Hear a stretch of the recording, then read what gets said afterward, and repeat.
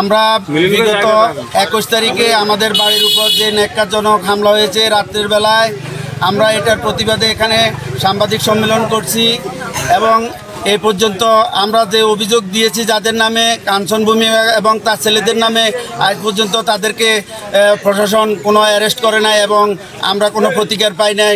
আমি এমপি মহোদয় এবং সরকারের কাছে আকুল আবেদন জানাই। আমাদের এই যে ক্ষতি করেছে, বিল্ডিং ভেঙেছে, রাত্রেবেলা এসে সন্ত্রাসীদের বোমা হামলা এবং ইট পাটকেল নিক্ষেপ করে আতঙ্ক সৃষ্টি করে আমাদেরকে যে ভয়ভীতি দেখিয়েছে, আমরা এখনও আতঙ্কে আছি। আমাদেরকে এখনও ভয়ভীতি দেখাচ্ছে বিভিন্নভাবে। আমরা এর প্রতিকার এবং বিচার চাই। এমপি মহোদয় আমাদেরকে সবাইকে নিয়ে একটা সিদ্ধান্ত দিয়েছে যে জায়গা জমিলে যে জামিলে আছে, ঠিক আছে, আমি একটা সিদ্ধান্ত দিছি তাদেরকে 15 ডিসিম দিয়ে দেওয়া আর এরা বিল্ডিং করা। তখন আমরা এই সিদ্ধান্তের মাধ্যমে বিল্ডিং করার জন্য প্রস্তুতি নিছে তারা। আমরা সিদ্ধান্ত দিছি এমপি সাহেবকে আমরা সম্মান দিয়ে আমি এই 2 নম্বর ওয়ার্ডের মেম্বার এই হিসাবে আমি তাদেরকে দায়িত্ব নিয়ে বিল্ডিং করা শুরু করছে। তখন তারা বলতেছে যে আমাদের জায়গাগুলো বুঝে দেওয়ার জন্য। তখন আমরা বলতেছি যে ঠিক আছে, আমরা বৈঠক করুম এবং আমাদের সাবেক চেয়ারম্যান হিরুন চেয়ারম্যানের মাধ্যমে আমরা বৈঠক করে আরেকটা সিদ্ধান্ত নিই। তখন এই সিদ্ধান্ত নিব শুক্রবারে, কিন্তু এর আগে 2 দিন আগে তারা সন্ত্রাসীরা 80 রাত্রে তাদের বিল্ডিংয়ে হামলা করে।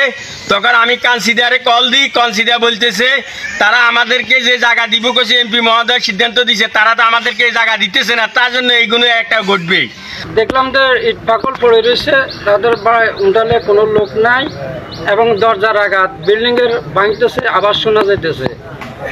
আমরা আসি দেখছি নন্দদা তাদের উঠালে খাড়াই রয়েছে। তখন জিজ্ঞাসা দাদা কী হয়েছে, যে ওই যে কাউন্সিল হলা সন্ত্রাসী লই আই আমাদের বিল্ডিং ভাঙিয়ালার। তখন আমরা বললাম যে ভাঙিয়ালার এটা হলো তো সন্ত্রাসী কারবার, আমরা ওইখানে যাই লাভ হইতো না। আমার বাইরে গেলাম ভাই চলো বাড়ির দিকে। এটা তাদের অন্য ব্যাপার, তারা ধর খালি হাত দেয় না, আর আমরা মানুষ দুজন এখানে প্রতিহত করার মতো কিছু নাই। একথা বলি আমি, আমার পাশে যে উনি ছিল মুস্তফা ভাই, উনি পাশে আসিল। এমন টাইমে আমাদেরকে আপনার ইট দড়ি যায় 7-8টা লোক ইট পাড়া শুরু করছে। এখন আমার অস্ত্র আসিল হাতে, তাদের হাতে অস্ত্র এবং ইট পাকল। এটা দেখি আমার সাইডে মুস্তফা ছিল, উনি টক্কা দিয়ে সরে গেছে এবং আমার ছোট ভাই উত্তর দিকে দৌড় দিছে এবং নন্দাদা আমার সামনে দিয়ে উনিও দৌড় দিছে, উনার গান মাধ্যমেও পড়তেছে। আমি দেখি আমার অতই আমি পড়েই গেছি। ওখানে পড়ে যাওয়ার পরে আর গাড়ি আমি ঢুকছি আমাদের বাগানের দিকে, ওইখানে আমাদেরকে পাথর মারে। তখন আমরা বাড়ির দিকে চলে গেছি, যা দেখছি আমার হাঁটতে পারি না, আমার পা ফুলে গেছে। তখন সকালবেলা তারা আমাকে নিয়ে ডাক্তারের কাছে গেছে।